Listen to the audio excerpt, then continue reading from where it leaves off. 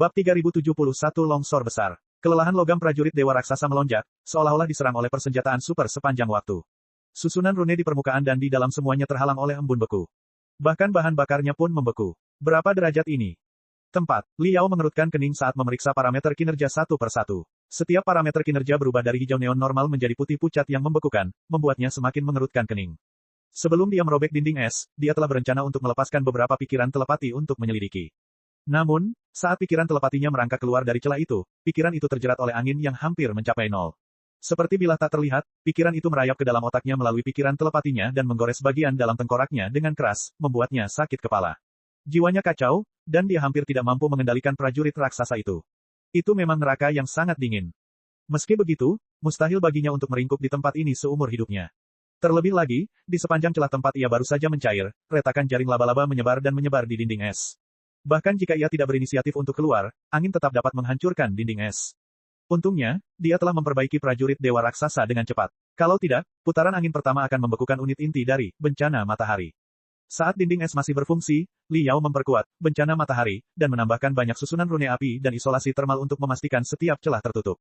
Kemudian dia mengambil keputusan dan menendang seluruh dinding es hingga terbuka.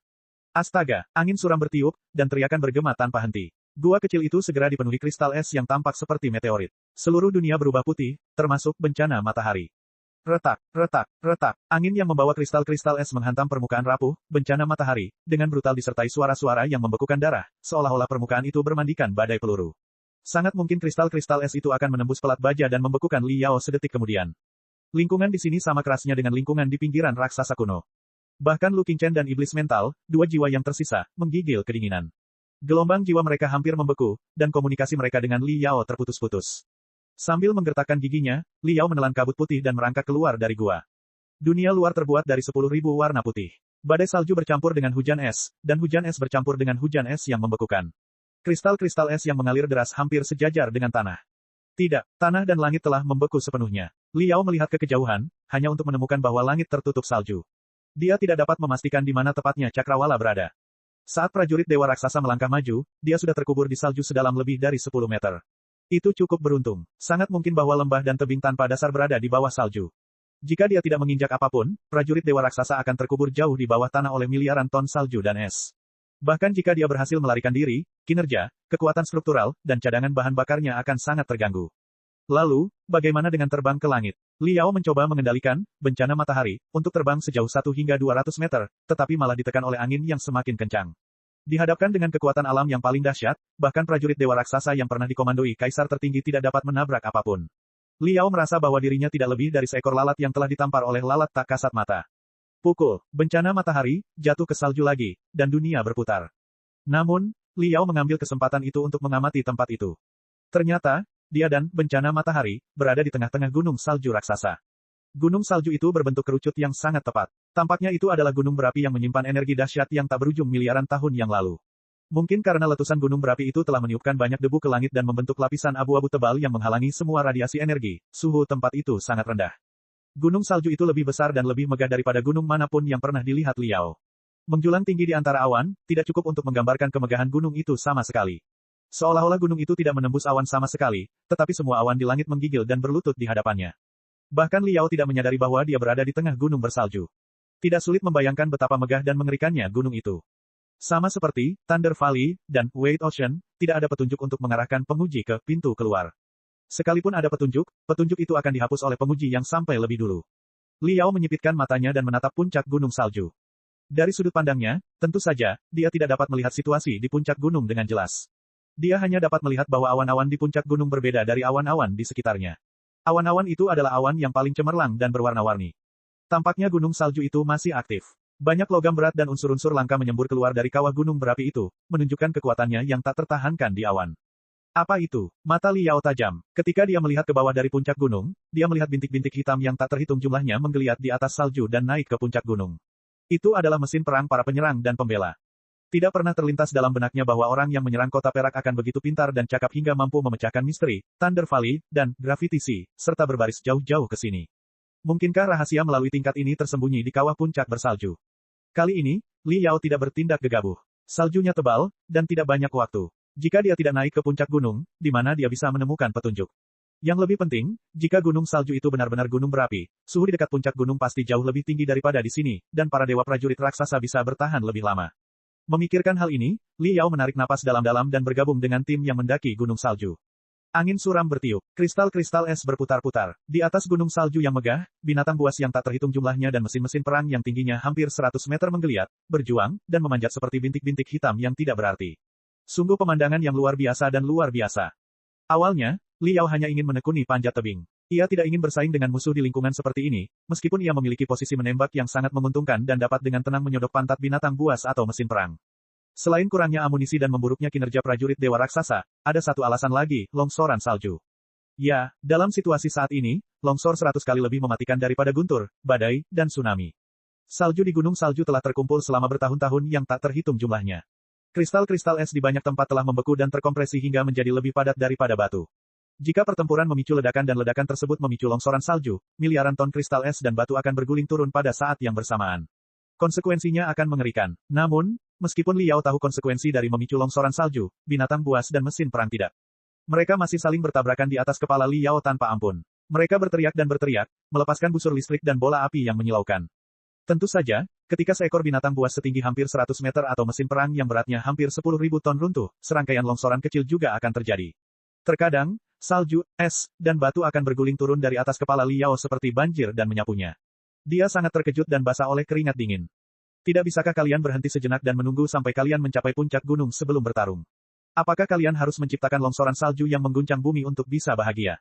Li Yao menggertakkan giginya dan berteriak dalam hatinya. Kata-katanya seperti mantra yang mengaktifkan kekuatan misterius yang tersembunyi jauh di dalam gunung salju. Seluruh gunung salju tiba-tiba mulai berguncang. Bukanlah dahsyatnya ledakan di permukaan gunung salju itu, melainkan gempa-gempa yang tak terkendali di dalam gunung yang seakan-akan merupakan reaksi berantai. Di puncak gunung bersalju, awan berwarna-warni telah terbakar menjadi warna merah tua yang menyala-nyala di beberapa titik. Abu timbal yang pekat menyebar seperti air pasang dan segera menelan separuh langit, menghasilkan bayangan yang menyesakkan di seluruh gunung bersalju. Itu asap dari kedalaman gunung berapi. Apakah kamu serius? Mata Li Yao melotot saat dia bergumam pada dirinya sendiri, aku tidak mungkin seberuntung itu sampai mengalami letusan gunung berapi yang belum pernah kulihat selama puluhan ribu tahun. Apakah ini kebetulan, atau... 2. Pikiran itu baru saja terlintas di benaknya ketika ia mendengar ledakan yang memekakkan telinga di dalam gunung salju. Ia samar-samar bisa mencium bau sisa ledakan bom kristal yang dahsyat. Itu bukan suatu kebetulan. Kemungkinan besar para pembela telah menanam jebakan seperti bom kristal di puncak gunung salju, atau dengan kata lain, jauh di dalam gunung berapi yang telah tidak aktif selama ratusan ribu tahun atau bahkan jutaan tahun. Begitu jebakan itu meledak, akan segera memicu reaksi berantai yang akan membuat seluruh gunung salju marah dan memicu longsoran yang merusak yang akan mengubur semua musuh yang berani masuk tanpa izin. Ledakan, ledakan, ledakan, ledakan, ledakan, ledakan, ledakan. Getaran di kedalaman gunung bersalju itu semakin kuat. Suara guntur semakin keras. Awalnya, itu hanya perubahan mendadak awan. Namun dalam sekejap mata, pilar asap yang sangat tebal membumbung ke langit, bercampur dengan api yang membakar. Miliaran ton magma menyembur keluar dari gunung berapi dan membakar langit menjadi lautan teratai merah yang mempesona. Kemudian, magma itu pecah berkeping-keping dan menghantam bumi seperti badai meteorit. Bab 3072 bekerja bersama. Gunung salju itu langsung berubah menjadi neraka merah dan putih. Banyak binatang buas dan mesin perang tidak menyangka bahwa gunung berapi yang sudah tidak aktif selama ribuan tahun akan tiba-tiba meletus dan dihantam oleh hujan meteor. Bahkan cangkang padat, rampaging armored dragons dan medan gaya pertahanan, Star Knights tidak cukup untuk menahan magma panas yang menembus tubuh mereka seperti aliran partikel. Satu demi satu benda raksasa berlubang dan berjatuhan dari tengah gunung, berubah menjadi bola-bola salju menyedihkan yang menggelinding makin besar dan besar, menarik lebih banyak lagi binatang buas dan mesin perang yang malang. Ketika magma memercik di lereng bersalju dan bebatuan es yang telah membeku selama ribuan tahun mencair dan berubah menjadi banjir besar. Ratusan air terjun tampak muncul di gunung bersalju secara tiba-tiba. Setelah beberapa saat jatuh, semua air terjun berkumpul menjadi lumpur putih. Itu adalah longsoran yang belum pernah terjadi sebelumnya. Dinding putih yang megah muncul di depan Li Yao. Dia bisa mendengar suara-suara gemuruh ombak yang menghantam pantai. Dinding putih itu semakin tinggi dan tinggi. Tak lama kemudian, dinding itu terhubung dengan awan-awan berapi di langit, seolah-olah akan menelan seluruh dunia. Batu-batu vulkanik yang terbakar dengan api hitam yang membakar menembus dinding putih itu seperti peluru yang ganas dan membombardir Li Yao dan semua pendaki lainnya. Sudah kuduga, tidak mungkin aku bisa menemukan jalan keluar dengan mudah. Mata Li Yao cukup tajam untuk melihat banyak binatang buas dan mesin perang yang akan mencapai puncak gunung salju. Dia adalah orang pertama yang tersapu longsoran salju. Dinding putih yang menutupi langit itu tidak hanya terbuat dari salju dan es, tetapi juga membawa serta angin kencang yang tampaknya dapat menghancurkan tubuh atau peralatan sihir secara langsung dan membekukan manusia, binatang buas, klan Pangu, klan Nua, dan mesin perang. Li Yao melihat dengan mata kepalanya sendiri bahwa naga badai berlapis baja yang gagal menghindar tepat waktu ditelan oleh dinding putih. Setelah mengambang beberapa saat, ia membeku menjadi balok es raksasa. Magma yang mengikutinya menghancurkan balok es itu menjadi berkeping-keping secara tiba-tiba. Setelah disiksa antara nol mutlak dan suhu yang sangat tinggi untuk waktu yang lama, setiap sel naga badai berlapis baja telah hancur berkeping-keping. Bersama dengan balok es, ia hancur berkeping-keping. Itu adalah pemandangan yang menyedihkan. Liao tidak ingin menguji apakah angin di dalam longsoran salju telah mencapai nol mutlak dengan bencana matahari. Dia juga tidak ingin tahu berapa banyak jenis elemen langka yang tersimpan di dalam aliran magma yang dapat menghancurkan medan magnet vitalitas dan sirkulasi energi spiritual. Dia hanya punya satu pilihan, yaitu berbalik dan melarikan diri seperti kebanyakan binatang buas dan mesin perang. Lari, panik, dan putus asa. Binatang buas dan mesin perang yang tak terhitung jumlahnya, termasuk Liao, terlibat dalam perlombaan hidup dan mati melawan longsoran salju. Dalam keadaan normal, dengan kecepatan super tinggi yang dapat dicapai oleh bencana matahari, setidaknya 5 kali kecepatan suara, tidak perlu khawatir longsoran salju akan menyusul mereka. Dalam skenario terburuk, mereka bahkan dapat terbang ke langit untuk menghindari longsoran salju. Namun, suhu yang sangat rendah di neraka yang dingin ini, serta angin dingin yang selalu ada, hampir membekukan setiap unit peralatan sihir dan tabung transmisi energi spiritual prajurit dewa raksasa. Gerakan yang paling sederhana pun menjadi sangat rumit. Liao bahkan tidak berani mematikan nozzle unit daya tambahan apapun, karena begitu dimatikan, nozzle tersebut mungkin akan membeku hanya dalam waktu 3 detik. Bahkan prajurit dewa raksasa super seperti bencana matahari, tidak lebih baik dari binatang buas yang berguling-guling dan meluncur di tanah. Apa itu? Sementara Liao menggertakkan giginya dan menyalakan api peperangan untuk memastikan bahwa setiap unit prajurit raksasa berfungsi normal, sementara dia berusaha sekuat tenaga menghindari magma yang jatuh dari langit dan merencanakan rute pelariannya dengan gila-gilaan, iblis mental itu tiba-tiba berteriak. Liao tertegun sejenak. Dia membagi sebagian pikiran telepatinya dan berjuang melawan angin yang menusuk tulang menuju ke arah yang ditunjuk oleh iblis mental itu. Dia melihat seorang anggota klan Nuwa. Di gunung bersalju, banyak penjaga klan Pangu, klan Nuwa, dan spesies purba lainnya tengah mencegat para binatang buas yang menyerbu untuk memberi lebih banyak waktu bagi para pemimpin untuk meledakkan bom kristal jauh di dalam gunung.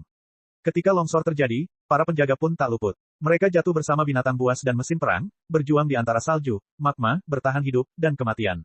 Namun Nuwa ini berbeda dengan kultivator Nuwa lainnya. Dia adalah anggota termuda klan Nuwa yang Liao temui setelah dia memasuki relik purba.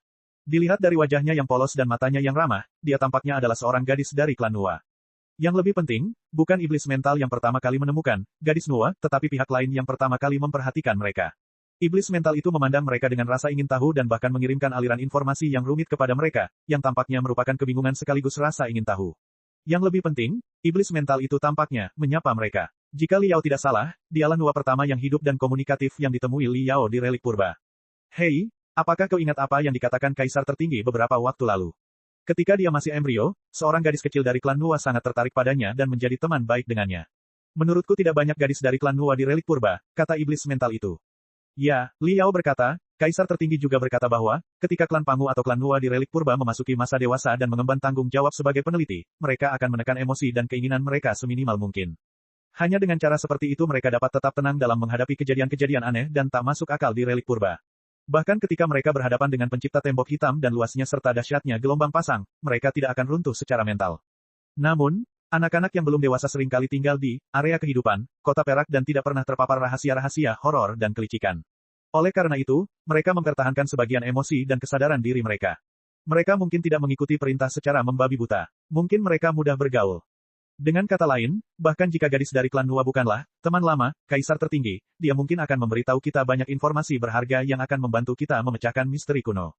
Dalam sekejap mata, Liao dan iblis mental itu baru saja bertukar pikiran telepati beberapa kali ketika gadis dari klan Nuwa berseru dan hampir terhantam batu yang terbakar hebat oleh magma. Separuh rambutnya telah terbakar oleh magma. Magma itu bahkan meledakkan ledakan seperti tsunami di sekelilingnya. Salju dan ledakan itu membuatnya terpental. Dia hampir kehilangan keseimbangan dan jatuh ke salju, berubah menjadi bola salju yang semakin membesar. Karena tidak punya waktu untuk berpikir, Liao hanya bisa mengambil risiko. Ia menghentikan bencana matahari, itu secara tiba-tiba dan mempercepat lajunya, mengangkat gadis itu sebelum ia jatuh ke salju. Astaga, astaga, astaga, suara-suara yang memekakkan telinga segera bergema di dalam unit daya prajurit dewa raksasa. Ternyata, logam itu sudah melampaui batas kelelahan karena suhu yang sangat rendah. Logam itu terpelintir hingga tak terdeteksi oleh mata telanjang, dengan celah yang lebih tipis dari sehelai rambut. Kecepatan dan keseimbangan logam itu pun sangat terganggu. Bencana matahari, terhuyung-huyung dan hampir terkubur di salju bersama dengan gadis klan Nuwa. Raungan di belakangnya semakin keras dan keras, seolah-olah miliaran kuda berduri tajam sedang menginjak punggungnya. Garis salju yang tampak mendidih semakin dekat dan dekat dengan mereka. Ombak di depan setinggi ratusan meter, seperti dinding besi yang bergerak. Di bawah. Setan mental menjerit. Liao berpikir cepat dan segera mengerti apa yang dimaksudnya. Salju di bawah kaki mereka tampak sedikit lebih halus daripada salju di dekatnya, yang juga menjadi alasan mengapa gadis dari klan Nua dan bencana matahari jatuh. Saljunya halus karena dasar saljunya tidak terbuat dari batu padat melainkan celah tanpa dasar, atau lebih tepatnya lembah yang gelap dan terjal. Biasanya, Li Yao tidak akan pernah tertarik menjelajahi lembah itu. Namun saat ini, lembah yang tak terukur itu telah menjadi tempat berlindung yang terbaik. Astaga, ledakan, ledakan, ledakan, ledakan, ledakan.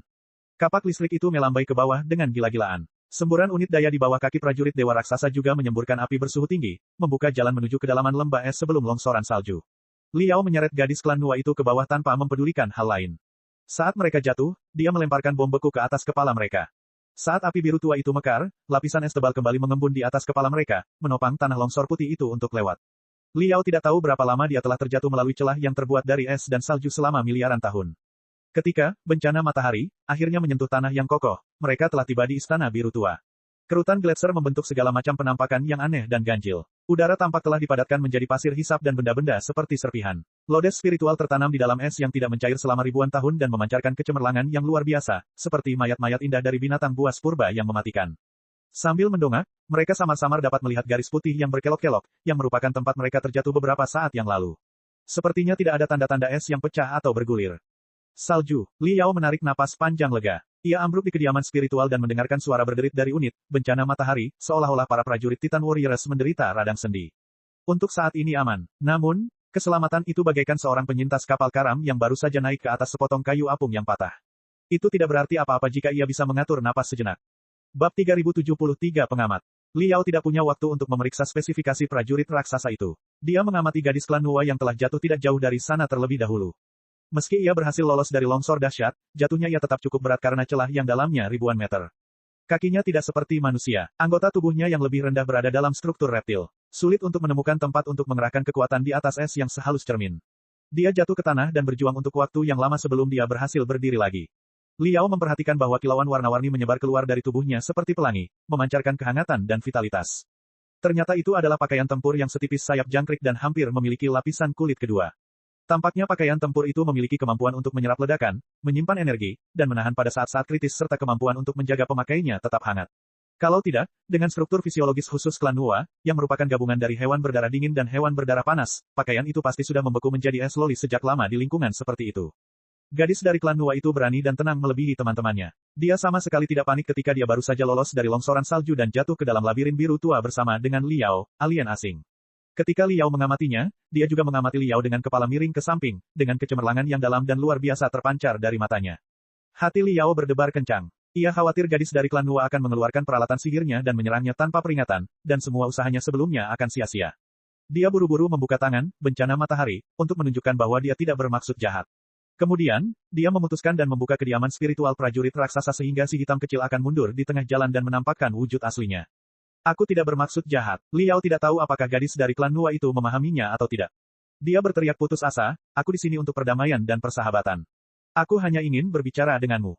Gadis dari klan Nua menatapnya lama sekali. Kulit keduanya mekar dalam ratusan warna yang cemerlang seperti pusaran, menunjukkan betapa bingung dan ragunya dia. Darah mengalir keluar dari sudut mulutnya. Dia juga bernapas cepat, sementara ekornya yang besar bergoyang-goyang tanpa henti. Sangat besar. Apakah kamu terluka? Li Yao bertanya dengan hati-hati, apakah kamu terluka saat jatuh dari atas, atau apakah kamu terluka oleh ledakan longsoran salju sebelumnya?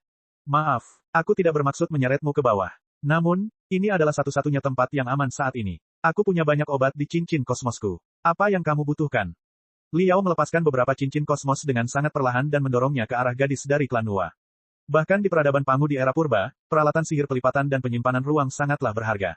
Li Yao percaya bahwa gadis dari klan Nua dapat membaca kebaikannya. Gadis itu melirik cincin kosmos dan kemudian kedua lengan, bencana matahari. Pola pada kulit kedua, itu tiba-tiba berubah menjadi gigi gergaji yang tajam. Meskipun dia tidak mengatakan apa-apa, Li Yao tiba-tiba menyadari apa yang dia maksud. Dia telah menemukan keberadaan Lu Qingchen dan iblis mental. Mereka adalah mungkin, 1,5 temanku. Bagaimana aku harus menjelaskan bentuk kehidupan mereka kepadamu? Lagi pula, seharusnya ada bentuk kehidupan informasi, bentuk kehidupan energi, atau bentuk kehidupan medan magnet yang menghantui di peradaban Pangu, bukan? Bahkan jika tidak ada di peradaban Pangu, pasti ada bentuk kehidupan seperti itu di antara 100 spesies purba yang lahir di alam semesta Pangu. Li Yao berkata, kami tidak bermaksud menyakitimu. Kami hanya mencoba mencari tahu kebenaran di balik peninggalan purba, asal-usul dan alasan dari semuanya. Bukankah itu alasan kamu menciptakan Kita, Liao langsung ke intinya dan melemparkan bola kunci itu ke gadis dari klan Nuwa. Dia menatapnya, jantungnya berdebar kencang. Gadis dari klan Nuwa itu jelas mengerti apa yang dimaksudnya, terutama kalimat, alasan mengapa kau menciptakan kami. Ada keterkejutan, kehilangan, kekhawatiran, dan kelegaan di wajahnya, tetapi tidak ada yang berarti. Dia akhirnya merangkak ke arah Liao, mengibaskan ekornya yang besar, dan menjulurkannya ke arah Liao. Sejujurnya, tentu saja bukan perasaan yang menyenangkan untuk ditatap oleh alien luar angkasa yang tingginya hampir 10 meter, berkepala manusia, berbadan ular, dan memiliki ekor lebih tebal dari ember. Meskipun dia tampak seperti gadis yang polos, gadis yang kepalanya 3 kali lebih besar dari Liao adalah eksistensi yang sangat aneh. Namun, ini adalah komunikasi nyata pertama antara peradaban manusia dan peradaban Pangu. Liao harus berpura-pura tenang dan tidak mempermalukan peradaban manusia, tidak peduli seberapa keras jantungnya berdebar-debar. Dia hanya tidak mengerti apa yang sedang direncanakan musuh. Suara gemerisik bergema di ujung ekor gadis itu. Dia mengulurkan jarinya, memberi isyarat agar Liao melakukan hal yang sama. Setelah merenung sejenak, Liao tidak menolak. Dia mengulurkan jari telunjuk kirinya ke arah ekor. Ujung ekor gadis itu menyentuh jari telunjuk Liao dengan lembut. Liao segera merasakan ujung jarinya mati rasa, seolah-olah setetes darah telah dikumpulkan olehnya, atau setetes darah telah meleleh ke dalam tubuhnya. Liao langsung merasa bahwa dia mengetahui tubuh dan pikiran gadis itu seperti punggung tangannya. Dia tahu bahwa organ-organ dalamnya telah bergeser dan bahwa dia telah menderita gegar otak sedang. Selain itu, dia telah menjaga kewarasannya. Dia hanya ingin tahu tentang Liao dan tidak memiliki keinginan untuk menyerangnya dengan jahat atau sembrono. Dengan cara yang sama, Liao percaya bahwa parameter fisiologis dan psikologisnya disimpan dalam setetes darah dan dikumpulkan, dianalisis, dan dicerna. Jadi, beginilah cara klan Nuwa saling menyapa. Liao tiba-tiba menyadari apa yang sedang terjadi. Klan Nuwa selalu menjadi ahli dalam analisis dan integrasi gen. Dengan bertukar darah, mereka dapat menganalisis sekresi hormon dan parameter fisiologis tubuh dalam sekejap mata. Dari sana, mereka dapat menentukan spesies, tingkat peradaban, dan bahkan keadaan pikiran musuh, apakah itu baik atau buruk, Misalnya, jika saya memiliki niat buruk dan berkomplot melawan gadis klan Nuwa, sekresi hormon dalam tubuh saya pasti akan tidak normal karena kecemasan saya. Meskipun saya dapat mengendalikan setiap napas dan detak jantung dengan tepat, tidak mungkin bagi saya untuk mengendalikan sekresi hormon ke keadaan yang benar-benar baik hati. Dengan begitu, musuh akan dapat melihat saya selama saya memiliki satu tetes darah. Seolah-olah ekor klan Nuwa merupakan alat deteksi kebohongan alami. Metode semacam itu merupakan cara paling sederhana dan efektif untuk memutus rantai kecurigaan antar manusia dan memastikan bahwa mereka baik atau jahat. Sebagai aliansi berbagai spesies, peradaban Pangu memang merupakan teknik yang sangat diperlukan. Tentu saja, pertanyaan lain adalah apakah pertukaran darah tanpa perlindungan akan menyebarkan banyak penyakit atau bahkan menyebabkan wabah besar. Mungkin kehancuran peradaban Pangu sebagian juga karena hal itu. Gadis dari klan Nuwa menganalisis darah Liao dengan hati-hati dan bahkan merasa lebih lega. Lihat, aku tidak berbohong padamu, kan? Liao berkata, namaku Liao. Siapa namamu? Kata-katanya tidak hanya disampaikan oleh pita suaranya tetapi juga oleh gelombang otak dan pikiran telepatinya. Waktu adalah hal terpenting. Jumlah informasi yang dapat dibawa oleh bahasa manusia terlalu sedikit, dan efisiensi komunikasi terlalu rendah. Liao mencoba menemukan cara komunikasi yang efisien yang dapat dipahami kedua belah pihak. Gadis dari klan Nuwa berkedip dan mendesis dalam tenggorokannya, sebelum dia mengeluarkan 9 suku kata yang rumit.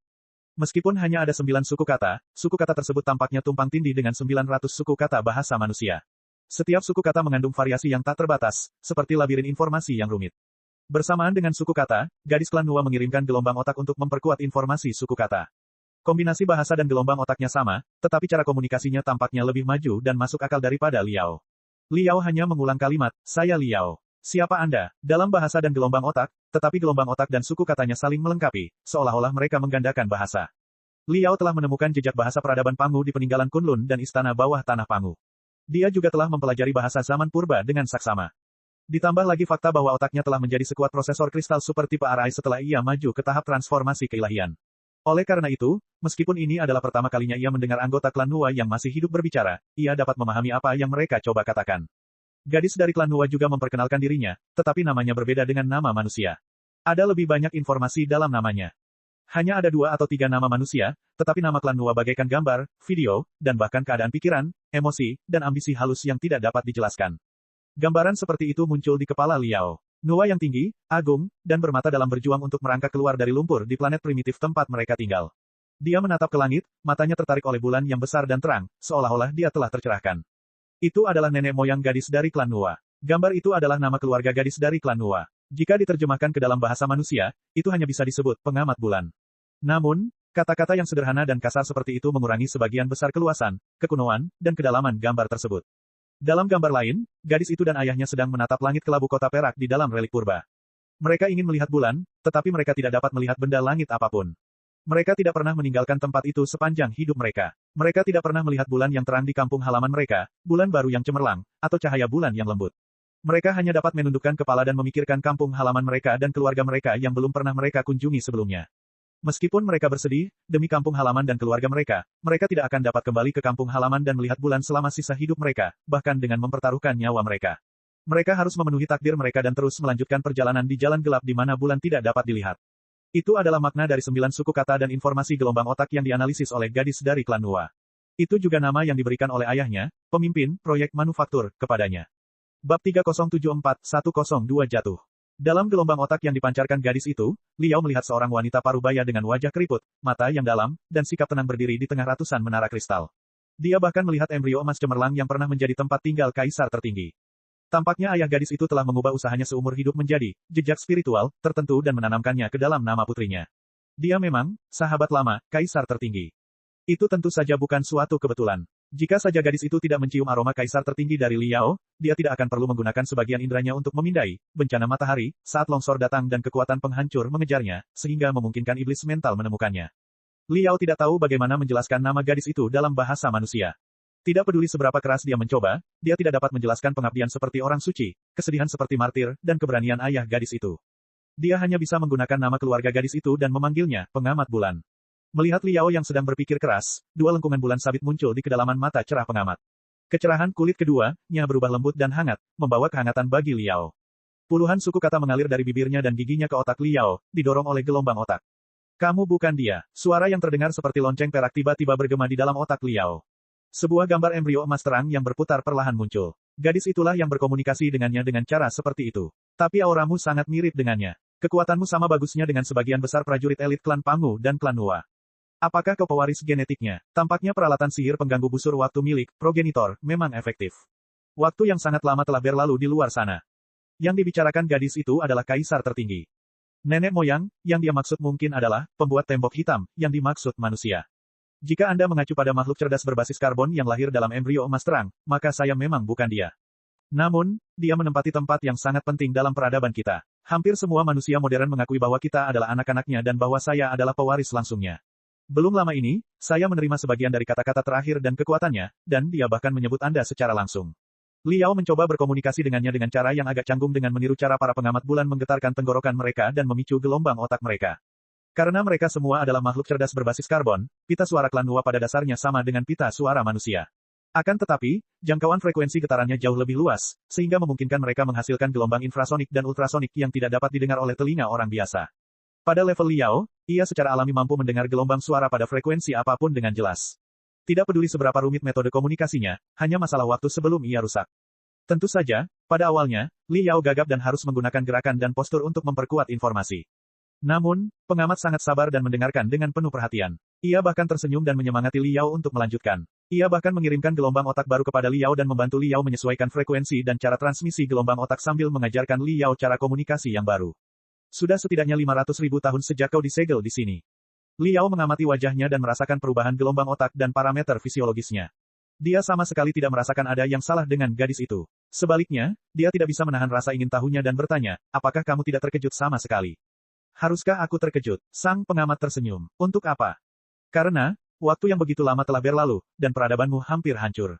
Liao berpikir keras dan memutuskan bahwa tidak perlu dan tidak mungkin merahasiakannya. Ular pengamat bulan dan ayahnya pasti mengetahui berita itu melalui berbagai saluran. Maafkan aku, di dunia luar, kejayaan peradaban Pangu telah lama mereda. Ini adalah era peradaban manusia. Setiap sektor penuh dengan manusia sepertiku. Yah, aku juga tidak tahu bagaimana menjelaskannya. Singkatnya, jika aku mengalami hal yang sama, aku pasti akan sangat terkejut dan kaget. Kau tahu, kehancuran peradaban, ruang hidup, perubahan hidup, kebaikan, kedengkian, intrik, dan sebagainya. Aku pasti tidak akan bisa tetap tenang sepertimu. Aku tahu, senyum di wajah ular pengamat bulan tidak berubah sama sekali. Sebelum pemimpin kami mengaktifkan peralatan sihir pemutar waktu, yang juga merupakan waktu ketika gelombang binatang buas menyerbu kota perak, kami sudah tahu bahwa peradaban Pangu akan hancur. Itu bukan kesalahan manusia seperti kalian, tetapi kesalahan tak termaafkan yang kami buat. Itu adalah perang saudara yang berkepanjangan dan merusak. Tetapi sekali lagi, saya telah tinggal di tempat ini sejak saya masih kecil. Saya telah melihat peninggalan dan mayat dari ratusan peradaban kuno, yang semuanya dulunya adalah peradaban makmur yang mendominasi seluruh alam semesta Pangu. Mereka adalah leluhur dan saudara kita bersama. Tetapi mereka semua hancur, banyak di antaranya yang menghancurkan diri sendiri dan perang saudara berdarah. Saya sudah terbiasa dengan semuanya. Apa alasan saya untuk berpikir bahwa peradaban Pangu berbeda dari yang lain? Penciptaan dan pemusnahan adalah dua sisi tajam pedang evolusi. Peradaban kita tidak terbebas dari hukum alam yang kejam. Peradaban kita mencapai akhir dan menjadi peradaban kuno ke-101 yang runtuh. Itu saja. Saat ini, orang bijak dan pejuang terakhir dari peradaban Pangu tengah melakukan segala yang mereka bisa dengan tekad dan keberanian mereka, mencoba membalikkan keadaan dan berjuang demi peluang bertahan hidup yang tipis demi pemulihan peradaban kita. Selain itu, karena peralatan ajaib, perubahan perputaran waktu, telah diaktifkan untuk pertama kalinya dalam miliaran tahun, peradaban umat manusia telah terlibat dalam ujian yang tak terduga. Dua peradaban yang jarang terlihat dihadapkan dengan ujian pamungkas pada saat yang sama. Akankah hal itu membawa variabel-variabel halus ke ujian pamungkas dan membawa kita pada jawaban yang gagal ditemukan oleh 100 peradaban kuno? Inilah pertanyaan yang seharusnya kita pikirkan saat ini. Jika tidak, peradaban Pangu tidak hanya akan dibekukan dalam peti mati kristal, peradaban pemusnahan ke-101, peradaban umat manusia akan menjadi peradaban pemusnahan ke-102 pada saat yang sama dan dikubur bersama dengan peradaban Pangu. Mungkin akan butuh miliaran tahun sebelum peradaban baru tiba dan menggali mayat-mayat kita yang hancur. Ini mungkin bukan hasil yang Anda inginkan, bukan? Dalam keadaan seperti itu, saya rasa tidak perlu bersikap waspada atau bermusuhan. Bagaimanapun, setiap orang yang lahir di alam semesta Pangu adalah keturunan dari leluhur. Kita adalah varian yang berbeda dari kehidupan cerdas berbasis karbon yang sama dan mewakili arah evolusi dan solusi yang berbeda. Kita adalah peradaban ayah anak, peradaban saudara, dan bahkan cerminan dari peradaban yang terus berubah di luar angkasa. Saya hanya berharap Anda, yang paling dekat dengan leluhur, dapat membawa keberuntungan bagi peradaban Pangu. Sang pengamat membanggakan ketenangan dan kebijaksanaan yang jauh melampaui rekan-rekannya. Tentu saja, Li Yao tidak tahu berapa usianya sebenarnya. Rentang hidup rata-rata klan Nuwa selalu menjadi misteri yang belum terpecahkan bagi para ahli biologi manusia. Mungkin dia telah hidup di peninggalan purba selama ratusan tahun. Li Yao tidak punya waktu untuk mempertimbangkan usianya yang sebenarnya. Dia sangat tertarik dengan informasi berbahaya yang dia ubah. Menara surgawi, memang merupakan ujian terakhir yang ditinggalkan oleh pencipta tembok hitam, atau dengan kata lain, leluhur asli. Jika ujian itu gagal, peradaban yang mulia itu mungkin akan musnah, dan alam semesta Pangu mungkin akan dimulai kembali. Semua spekulasi kaisar tertinggi itu benar. Saya telah mempelajari beberapa informasi tentang peninggalan kuno dari kaisar tertinggi. Namun, dibandingkan dengan kebenaran yang seluas lautan, apa yang saya ketahui masih belum ada apa-apanya. Saya perlu mengetahui lebih banyak kebenaran dan rahasia. Bisakah Anda memberitahu saya?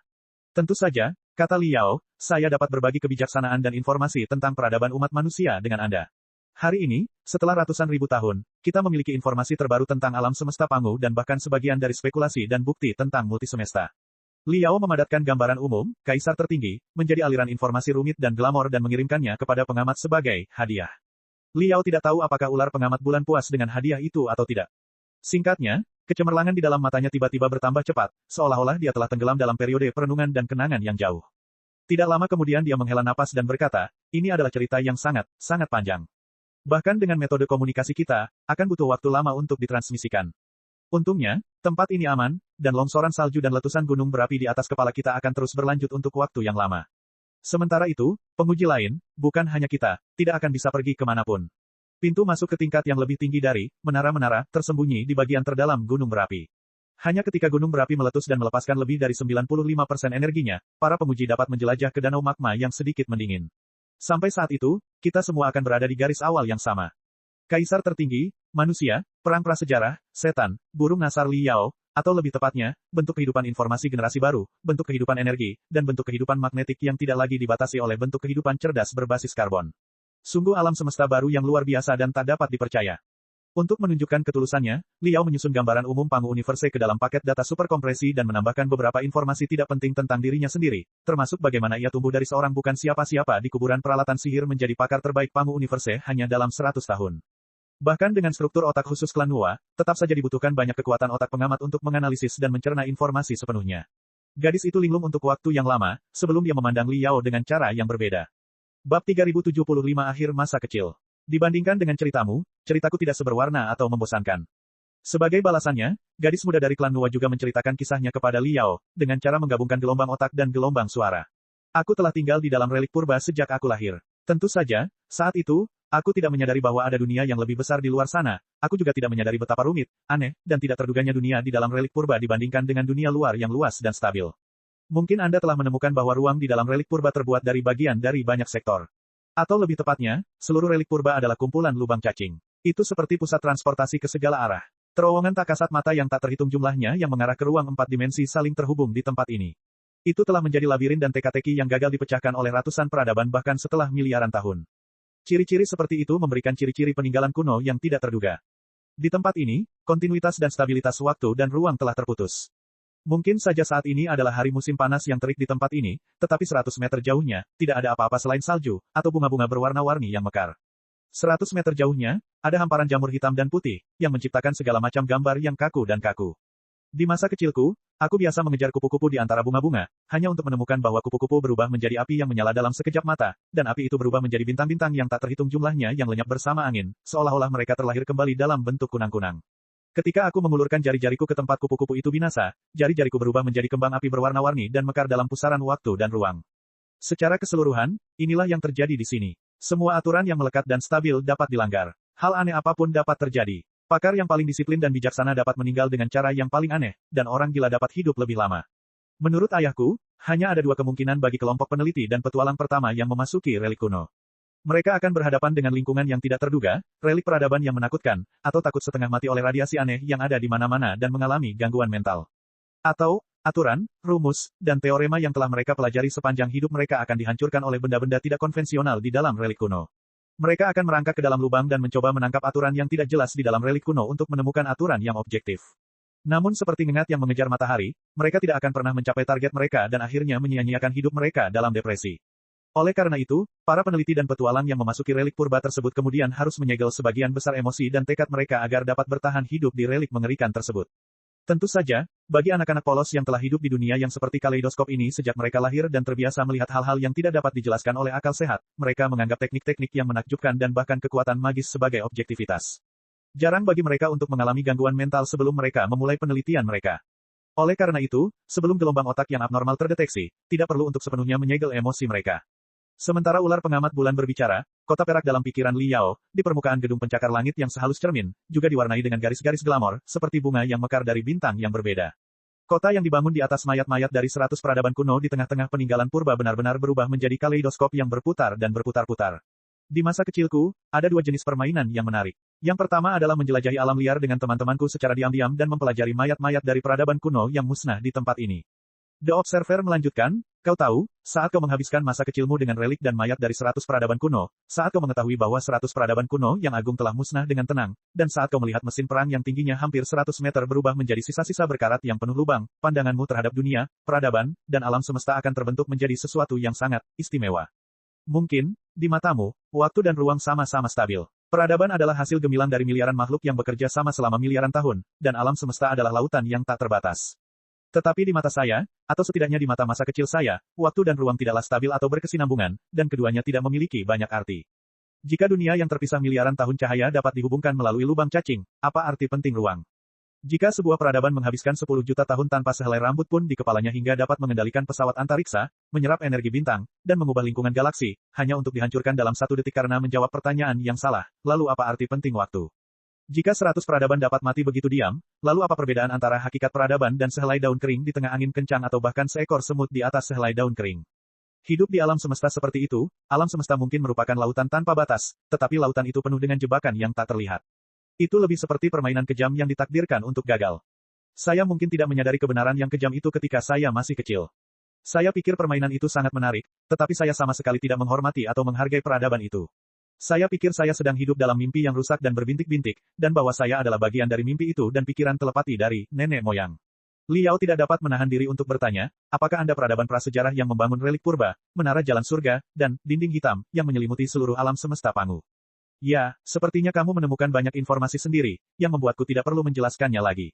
Bisa, The Observer melanjutkan, ketika saya tumbuh dewasa dan dipaksa untuk tinggal di kuil pikiran oleh ayah saya untuk menerima masukan informasi yang luar biasa sehingga kebijaksanaan berbagai spesies, bidang, dan peradaban akan meninggalkan bekas yang dalam di hati saya yang masih muda dan bahkan mengubah korteks cerebral saya selamanya, ketidakpuasan dan kebingungan saya semakin kuat.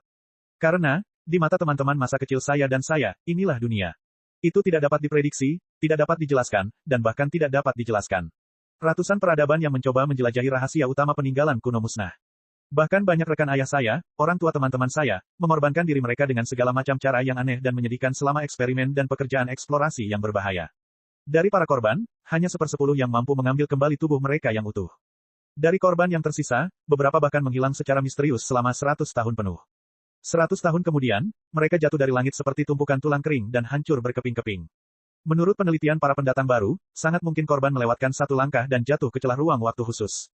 Begitu saja, dia jatuh dan jatuh melalui celah itu. Dia jatuh selama 100 tahun penuh, mati kelaparan di tengah jalan, dan tubuhnya jatuh melalui celah-celah yang tak berujung selama beberapa dekade. Hanya ketika energi untuk mempertahankan celah ruang waktu habis, dia muncul kembali. Saat itu, saya masih muda dan tidak memiliki rasa takut yang kuat terhadap kematian. Namun, cara kematian seperti itu terlalu tidak dapat dijelaskan. Oleh karena itu, saya bertanya kepada ayah saya, dari mana kami berasal, kemana kami akan pergi, dan yang terpenting, apa yang sedang kami lakukan saat ini. Di masa kecilku, kami memiliki sumber daya yang melimpah dan teknologi canggih. Kami tidak memiliki terlalu banyak musuh alami atau musuh asing. Daerah yang paling berbahaya dan tidak terduga di alam liar sekitar Silver City juga ditandai. Selama kami cukup bijaksana untuk tidak bunuh diri, kami bisa menjalani kehidupan yang aman, nyaman, dan stabil. Tetapi mengapa ayah saya dan rekan-rekannya harus menantang tabu berulang kali, mengaktifkan susunan rune yang telah disegel selama ribuan tahun, memperbaiki mesin perang kuno yang melotot dingin, dan melepaskan virus mematikan yang berpotensi menyebabkan kepunahan peradaban kuno?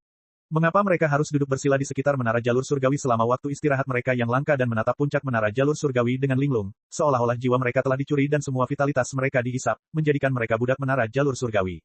Sewaktu aku kecil, betapapun aku mendesak ayahku, dia selalu diam saja dan tidak mau memberi tahuku jawabannya. Dia bahkan memasang wajah masam, mengeluarkan sisa-sisa emosinya, dan mengamuk padaku. Menurutku, ayahku selalu lembut dan santun. Dia seperti sumur tua tanpa riak, ini membuatnya semakin mengerikan saat marah. Baru setelah dewasa saya menyadari bahwa, begitu saya mengetahui kebenaran, saya harus mengabdikan diri untuk penelitian yang sesungguhnya dan mengorbankan hidup saya seperti yang dilakukan orang tua dan orang tua lainnya. Kemudian, jiwa saya mungkin akan dirusak oleh kekuatan yang tidak terduga dan alam semesta yang tidak terduga, dan saya harus menyegel emosi dan keinginan saya. Masa kecil saya akan berakhir. Ayah saya berharap masa kecil saya yang riang bisa bertahan beberapa tahun lagi, jadi dia tidak mau mengatakan yang sebenarnya kepada saya terlalu dini. Tetapi hari itu akhirnya tiba. Saya tidak akan pernah melupakan hari ketika ibu saya berubah menjadi patung besi hitam. Bab 3076 Istana Abadi. Liao tidak mengerti apa yang dimaksud pengamat. Apakah yang disebut patung besi hitam itu sebuah metafora, ataukah makna sesungguhnya? Ada kesedihan dan kelicikan dalam kata-katanya, tetapi dia sangat tertarik padanya. Dia mendengarkannya tanpa mengatakan apapun. Seperti semua orang dewasa yang tinggal di kota Perak, ibu saya adalah seorang peneliti yang meneliti peninggalan purba.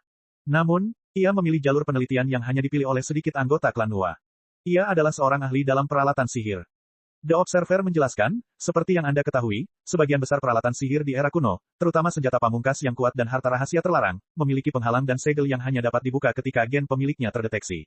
Ibu saya berbakat dalam hal itu dan menghubungkan genetika, enkripsi, dan bidang pembukaan peralatan sihir. Dia memecahkan banyak masalah dan membangunkan banyak harta rahasia kuno yang telah berhibernasi selama miliaran tahun. Meskipun dia sibuk dengan pekerjaan, dia berusaha sebaik mungkin untuk memenuhi tanggung jawab sebagai seorang ibu dan istri selama waktu terbatas yang dihabiskannya bersamaku. Dia menjaga keharmonisan dan kebahagiaan keluarga. Aku ingat dia sering membawakan peralatan ajaib yang luar biasa untukku sebagai mainan. Dia dan ayahku cukup dekat. Hubungan yang penuh kasih dan harmonis seperti itu jarang terlihat di kota Perak. Aku tahu apa yang ingin kau tanyakan. Ketika aku menganalisis gambaran umum peradaban umat manusia yang kau sampaikan kepadaku tadi, aku menemukan bahwa peradaban umat manusia membanggakan teknologi, menyegel emosi dan kemauan, seperti yang dilakukan peradaban Pangu di masa lalu. Tapi sejujurnya, teknologimu sama dengan teknologi klan Pangu di dunia luar. Kau telah tersesat dan berjalan ke arah membunuh imajinasi dan kreativitasmu. Itu adalah bunuh diri mental. Teknologi, mental sel, yang kita adopsi dalam peninggalan kuno lebih halus dan lembut, dengan efek samping yang lebih sedikit. Ketika bagian dari area emosional disegel, aktivitas area emosional lainnya juga akan diaktifkan secara maksimal. Ini seperti cinta, yang dipicu secara maksimal untuk melawan kebingungan dan ketakutan ketika kita dihadapkan dengan hal yang tidak diketahui. Bagi ayah saya, cintanya yang mendalam kepada ibu dan saya dipadatkan menjadi baju sirah di tingkat mental, atau bahkan pedang tajam. Hanya dengan cara seperti itu ia dapat berjalan sendirian di jalan penjelajahan yang tak berujung. Ibu dan saya adalah pilar pikirannya dan simbol rumah yang belum pernah dilihatnya sebelumnya. Namun pagi itu, separuh dukungan mentalnya runtuh. Aku tidak tahu persis bagaimana kejadiannya, tetapi hari itu, ketika orang tuaku sedang melakukan penelitian di bidang masing-masing, ibuku mendapat sebuah peralatan sihir dari Black Iron Civilization, yang bentuknya seperti kotak persegi. Dilihat dari penjelajahan kami di Black Iron Civilization, di masa lalu, serta lokasi kotak dan mayat-mayat yang berserakan, itu seharusnya bukan peralatan sihir super yang sangat penting atau sangat berbahaya. Oleh karena itu, setelah perlindungan rutin, ibuku memulai penelitian rutin dan membuka kuncinya. Tetapi ternyata, saat dia menguraikan kode genetik kotak itu dan membukanya, seberkas cahaya hitam melesat keluar dari kotak dan menyelimutinya, menutupinya sepenuhnya. Saat para medis dan petugas medis tiba, cahaya hitam itu sudah diserap oleh pori-pori ibu saya dan celah-celah sisiknya, mengubahnya menjadi patung besi hitam terang. Ibu saya meninggal begitu saja. Atau lebih tepatnya, ia jatuh ke dalam kondisi yang bahkan lebih tidak dapat diterima daripada kematian. Ayah saya hampir mengalami gangguan mental. Selama 3 hingga 5 hari, ia menjadi gila dan terus mengatakan bahwa ibu saya tidak meninggal. Kotak hitam, itu jelas merupakan peralatan ajaib perawatan untuk peradaban besi hitam. Peradaban besi hitam adalah yang paling eksentrik dari semua bentuk kehidupan cerdas berbasis karbon.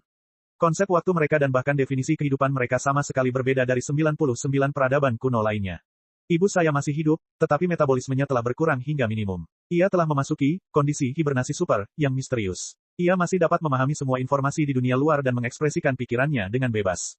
Namun, kecepatannya miliaran kali lebih lambat daripada orang normal. Karena itu, ayahku meraung seperti binatang buas yang matanya berdarah.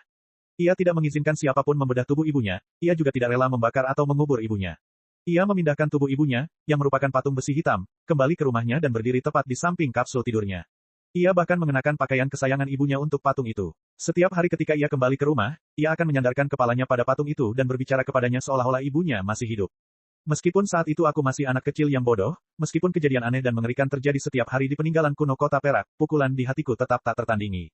Ketika ayahku bergumam kepada patung besi hitam ibuku di tengah malam lagi, akhirnya aku tak tahan lagi dan memohon padanya untuk menceritakan semuanya.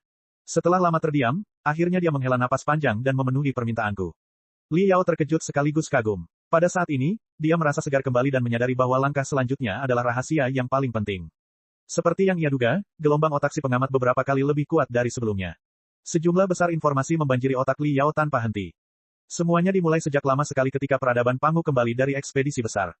Sang pengamat berkata, saya telah menemukan bahwa kalian manusia sudah mengetahui keberadaan tembok hitam, multisemesta, dan ekspedisi besar. Itu akan menghemat banyak waktu kalian. Mari kita mulai dengan bagian di mana kalian kembali dalam kegagalan. Memang benar bahwa ekspedisi besar itu tidak sepenuhnya gagal dalam hal taktik. Kami telah memverifikasi bahwa apa yang disebut tembok hitam itu tidak ada habisnya, tetapi memiliki ketebalan dan batas yang dapat dilewati. Setelah kami melewati tembok hitam, meskipun kami bertemu dengan legiun pasang surut banjir yang brutal, kami mengalahkan musuh dengan segala kebijaksanaan dan keberanian kami dan bahkan menangkap banyak kapal luar angkasa mereka. Kami berkesempatan untuk menganalisis banyak teknologi dan meningkatkan peradaban kami. Perang selalu menjadi bentuk komunikasi yang paling maju. Semua pejuang peradaban Pangu tidak takut dengan perang jenis apapun. Tantangan seperti itu saja tidak cukup untuk menghentikan kita dari melangkah maju. Namun, semuanya berubah setelah peninggalan purba ditemukan dalam perjalanan pulang. Para pelopor, pembuat tembok hitam, banjir bandang, keberadaan yang bahkan ditakuti oleh para pelopor, ujian pamungkas yang gagal dilewati oleh 100 peradaban kuno, dan kengerian peradaban kuno yang dimusnahkan secara diam-diam di sungai waktu, kemenangan taktis apa yang baru saja kita raih dibandingkan dengan semua itu. Seperti yang saya katakan tadi, setelah mereka menyadari betapa luas, dahsyat, dan mengerikannya multiverse sesungguhnya, beberapa dari mereka tidak dapat menahan tekanan yang luar biasa itu dan jatuh ke dalam kegilaan. Sekalipun tekad mereka cukup kuat untuk mencegah mereka jatuh, mereka tetap seperti lalat tanpa kepala yang terperangkap dalam tangki kaca raksasa. Mereka berdengung dan berjatuhan di mana-mana, tidak dapat menemukan jalan keluar. Hanya beberapa pemimpin yang bijak dan elit yang paling tenang yang sampai pada kesimpulan setelah pertimbangan panjang bahwa peninggalan purba adalah satu-satunya harapan kita. Kita tidak punya pilihan selain berjalan di jalan berduri dan api yang telah dilalui oleh ratusan peradaban kuno di masa lalu dan kemungkinan akan mengarah pada kehancuran. Logikanya jelas. Perkembangan pesat peradaban Pangu telah mendorong konsumsi sumber daya hingga ke batas-batas alam semesta Pangu. Tujuan dari ekspedisi besar itu adalah untuk menemukan jalan keluar baru dari alam semesta Pangu.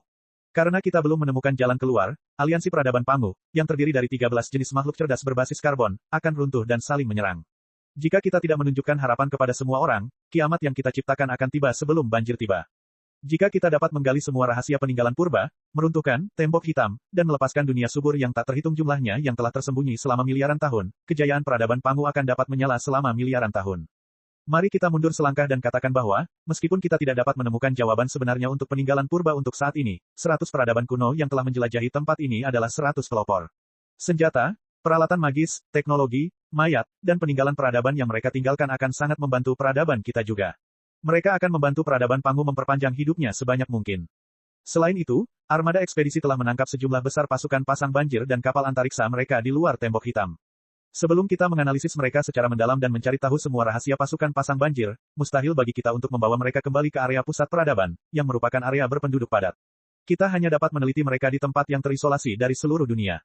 Dengan cara seperti itu, kerugian akan diminimalkan jika kita kehilangan kendali. Karena itu, armada ekspedisi dibagi menjadi 2 kelompok. Beberapa prajurit dan penjelajah terbaik tetap tinggal di tempat itu dan mendirikan pangkalan terdepan yang menjadi milik peradaban Pangu, atau Kota Perak menurut Anda. Sisa pasukan ekspedisi, setelah mereka kembali ke kampung halaman, merekrut ratusan ahli dan cendekiawan peradaban Pangu serta otoritas di bidang biologi, arkeologi, ilmu energi, dan kosmologi. Mereka meninggalkan kampung halaman mereka dan datang ke tempat ini. Sejak hari pertama kedatangan mereka, para ahli dan keluarga mereka sudah sangat jelas bahwa akan sulit bagi mereka untuk kembali ke kampung halaman mereka selama sisa hidup mereka. Di satu sisi, tugas penelitian terlalu luas dan membosankan. Ada terlalu banyak harta karun yang berharga bagi seluruh hidup mereka. Tidak mungkin mereka dapat menyelesaikan penelitian. Di sisi lain, terlalu banyak rahasia yang terkubur dalam peninggalan purba, dan virus serta senjata genetik yang mungkin mengintai di dalam sel tidak cocok untuk umum. Jika rahasia atau virus menyebar, itu hanya akan mempercepat kehancuran seluruh peradaban. Demi alasan keamanan, setelah menerima puluhan kelompok ahli dan cendekiawan, kota Perak telah disegel dan diubah menjadi zona karantina yang misterius dan unik. Para peneliti dan pimpinan yang mengetahui cerita di dalamnya menyebutnya, Istana Surgawi. Bab 3077 semakin jauh dan jauh. Sebuah gambaran muncul dalam otak Liao.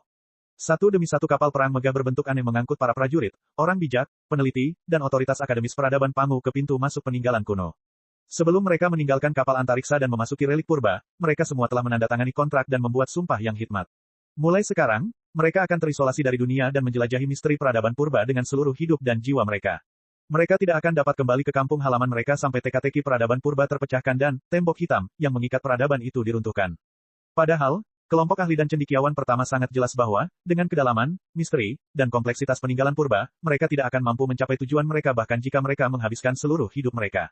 Yang terbaik yang dapat mereka lakukan adalah membangun anak tangga baru dengan mayat mereka sehingga keturunan mereka dapat melangkah di pundak mereka dan mendaki ke tujuan mereka.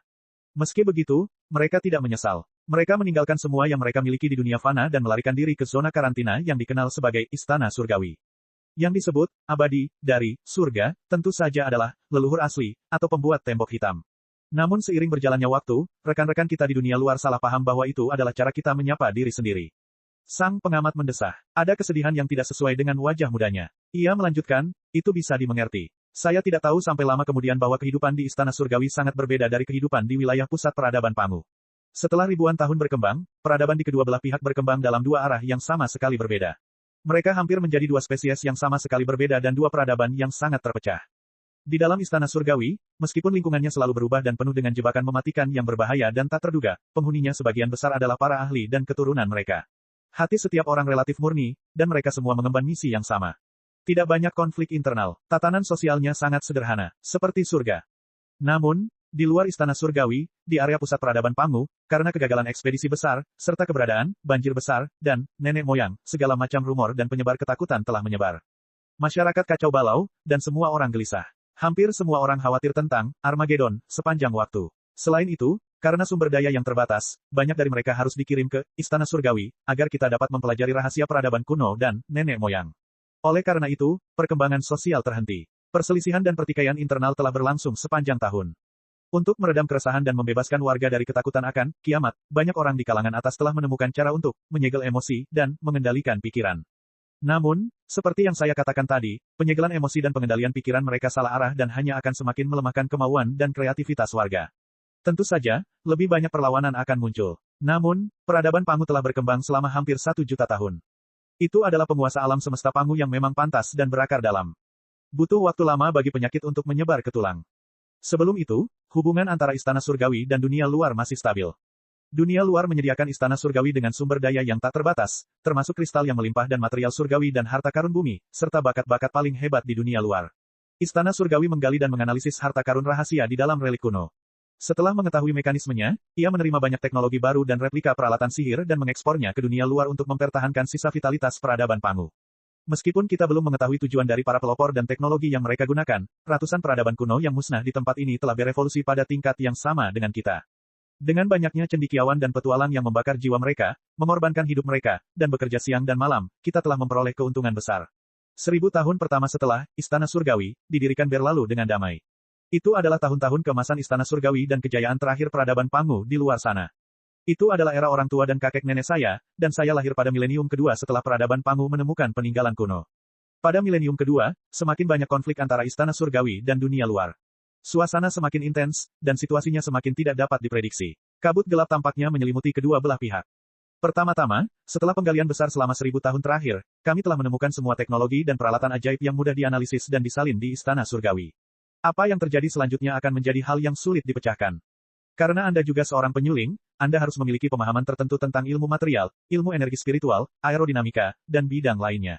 Anda harus tahu bahwa masalah-masalah di bidang akademis mutakhir bukanlah sesuatu yang dapat dipecahkan selangkah demi selangkah. Seringkali, pembuktian suatu rumus dan penemuan suatu hukum tidak hanya membutuhkan inspirasi dari seorang jenius tetapi juga keberuntungan yang misterius. Kita telah menghabiskan semua keberuntungan kita di milenium pertama. Di milenium kedua, kesulitan teknis di depan kita seperti gunung yang menembus awan. Mereka tidak dapat diatasi dalam sehari. Ini akan memakan waktu beberapa generasi dan ratusan tahun kerja keras. Bekerja. Namun, anggota klan di luar tidak bisa menunggu selama itu. Selama 1000 tahun terakhir, mereka terbiasa berurusan satu sama lain dengan cara yang sama. Mereka telah menuangkan sumber daya yang luar biasa ke Istana Surgawi, dan Istana Surgawi telah mengirimkan banyak teknologi canggih, matang, dan praktis serta peralatan ajaib kepada mereka sesekali sehingga mereka dapat menghibur warga yang gelisah dan gelisah untuk sementara waktu. Namun saat ini, setelah 100 tahun, kita belum mengirimkan banyak teknologi berharga dan peralatan ajaib ke dunia luar, dan dunia luar harus menjaga masukan dari banyak sumber daya. Tidak dapat dihindari bahwa para pemimpin dunia luar dan mereka yang berada di otoritas tertinggi peradaban Pangu akan merasa tidak puas dan ragu. Baiklah, sekarang setelah kupikir-pikir, ketika kita membangun Istana Surgawi dan merekrut peneliti dan penjelajah, kita membuat kesalahan yang sangat serius. Kita merekrut para ahli, sarjana, dan peneliti terbaik di bidang-bidang mutakhir dari seluruh peradaban ke dalam Istana Surgawi. Mereka yang tertinggal di luar adalah semua politisi dan tentara papan atas.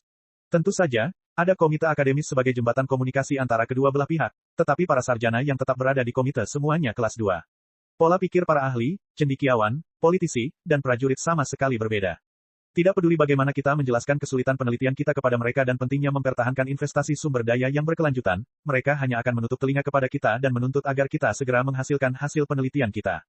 Jika tidak, kita harus mengurangi investasi kita di Istana Surgawi. Kita bahkan mungkin harus mengirim tim inspektur untuk melikuidasi pekerjaan Istana Surgawi selama 1000 tahun terakhir. Ada kekecewaan dan penyesalan yang jelas di wajah pengamat. Namun Liao tidak berpikir demikian. Sang pengamat telah tinggal di peninggalan purba sejak ia masih kecil. Ia adalah seorang sarjana murni yang tumbuh di laboratorium. Tentu saja, ia tidak tahu kompleksitas dunia atau bahaya yang dihadapi manusia. Di sisi lain, Liao pernah berurusan dengan federasi, imperium, dan aliansi Suaka sebelumnya. Istrinya juga pernah menjadi ketua parlemen. Ia sangat menyadari bahwa tidak semudah memainkan permainan bernama peradaban untuk memimpin sebuah peradaban. Mereka yang tidak bertanggung jawab tidak tahu nilai kayu bakar dan beras. The Observer menganggap bahwa pengiriman sumber daya secara terus-menerus adalah hal yang sangat mudah diucapkan, tetapi di dunia luar, hal itu dapat menyebabkan kerusuhan, atau bahkan pertikaian antara istana kekaisaran dan dunia bawah. Ribuan orang harus mengencangkan ikat pinggang atau bahkan mati kelaparan. Yang lebih penting, Li Yao tahu bahwa ekspedisi besar melintasi tembok hitam menuju multiverse telah menghabiskan sebagian besar sumber daya dan potensi peradaban Pangu. Itu adalah titik balik kebangkitan dan kemunduran peradaban Pangu. Dalam ribuan tahun mendatang, sumber daya peradaban Pangu pasti akan menipis. Selain itu, rumor bahwa banjir semakin dekat dan kiamat dunia merusak tatanan sosial. Kebencian akan muncul, dan kejahatan akan menyebar kemana-mana. Kontrol otoritas tertinggi akan sangat terkikis. Dalam keadaan seperti itu, mereka tidak hanya harus menjaga ketertiban sosial dan memaksa warga untuk mengencangkan ikat pinggang, mereka juga harus mengirim sumber daya yang sangat besar ke surga. Penguasa tertinggi peradaban Pangu pasti juga memeras otak mereka. Jika Istana Surgawi dapat terus-menerus menghasilkan hasil penelitian, maka otoritas tertinggi masih dapat mempertahankan kesepakatan tersebut. Namun, ketika Istana Surgawi gagal menghasilkan hasil penelitian yang berharga selama 100 tahun, bagaimana otoritas tertinggi dapat meyakinkan semua warga untuk memotong ikat pinggang mereka yang telah diregangkan hingga batas maksimal? Para ahli dan cendekiawan federasi dan kekaisaran telah meneliti sistem politik peradaban Pangu sebelumnya. Selama sebagian besar waktu, peradaban Pangu tidak memiliki penguasa yang sewenang-wenang. Itu masih merupakan republik yang dinegosiasikan oleh berbagai suku. Oleh karena itu, tidak ada satupun diktator yang dapat membuat keputusan untuk menyediakan sumber daya ke Istana Surgawi tanpa syarat, tanpa prinsip, dan tanpa batas. Setiap pasokan sumber daya pasti akan diteliti dan diteliti oleh lembaga seperti parlemen. Di sisi lain, ada terlalu banyak harta karun rahasia di dalam Istana Surgawi yang berpotensi menghancurkan dunia. Tidak ada peradaban dengan sistem yang sempurna yang akan membiarkan kekuatan seperti itu dikendalikan oleh sekelompok kecil orang. Bahkan sang pengamat sendiri telah mengatakan bahwa, setelah 1000 tahun berkembang, para sarjana di dalam Istana Surgawi dan rekan-rekan mereka di dunia luar telah terpisah dan hampir berevolusi menjadi dua peradaban yang berbeda. Oleh karena itu, ketika rekan-rekan mereka di dunia luar menjadi curiga terhadap mereka ketika Istana Surgawi gagal menghasilkan sesuatu yang berharga selama 100 tahun, tidaklah aneh sama sekali bagi mereka untuk berbaris ke Istana Surgawi dan melakukan penyelidikan menyeluruh.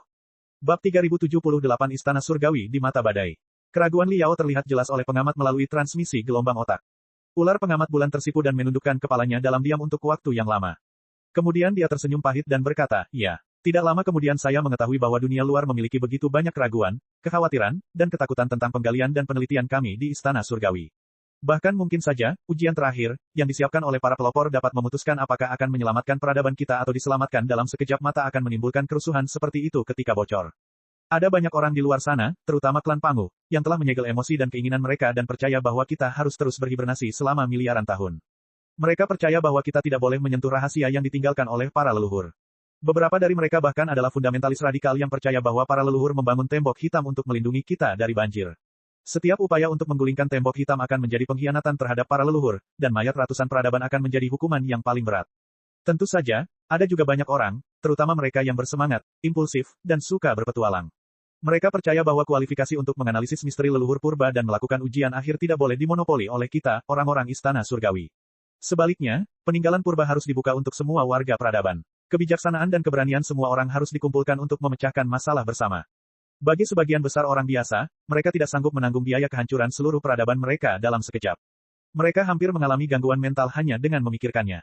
Karena 100 peradaban kuno gagal, mengapa mereka harus percaya bahwa kita akan berbeda dari yang lain dan bahwa kita pasti akan berhasil?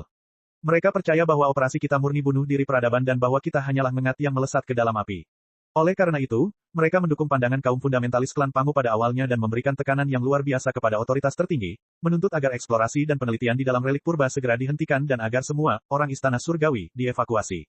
Singkat cerita, ideologi yang kacau dan tak karuan itu makin merajalela, hingga menjelma menjadi banjir bandang yang siap menelan Istana Surgawi.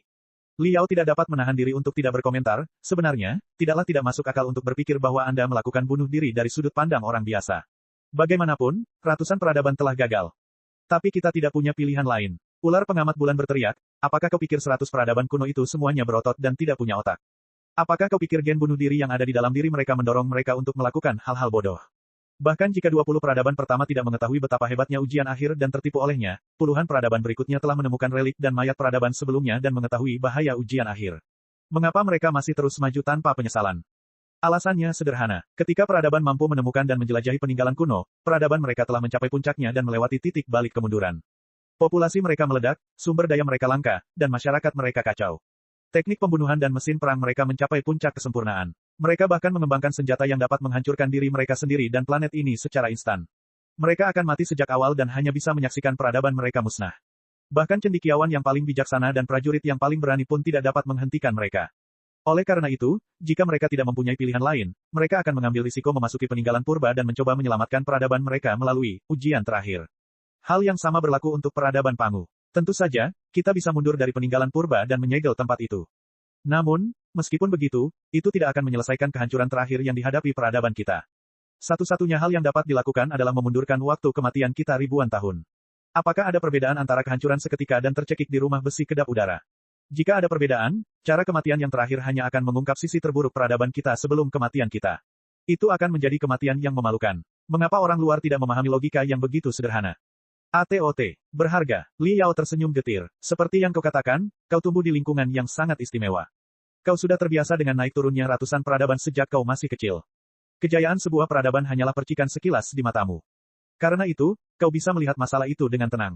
Tetapi bagi kebanyakan orang biasa, juga para politisi, tentara, dan penguasa yang bertanggung jawab atas orang-orang biasa, mustahil bagi mereka untuk mengatakan hal-hal seperti, aku akan mati lemas dalam ratusan ribu tahun, jadi sebaiknya aku mencobanya sekarang juga. Orang-orang biasa tidak dapat memahaminya, mereka juga tidak dapat menerimanya. Selain itu, kepentingan para politisi, ambisi para panglima perang, naluri bertahan hidup yang terpendam jauh di dalam gen kita. Sang pengamat tertegun sejenak, ia mendesah dan berkata, mungkin kau benar. Singkatnya, peradaban Pangu saat itu sudah berada di tengah badai, dan Istana Surgawi menikmati saat-saat damai seolah-olah berada di tengah badai.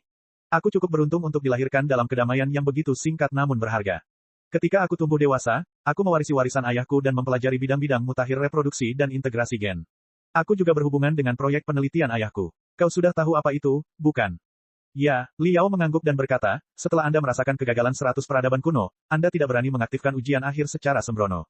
Sebaliknya, Anda memikirkan pendekatan yang berbeda. Anda ingin meniru pembuat tembok hitam di dunia nyata dan mempelajari misteri ujian akhir dari mereka. Anda bahkan berencana untuk memanfaatkan mereka untuk mengikuti ujian dan meningkatkan tingkat keberhasilan secara signifikan.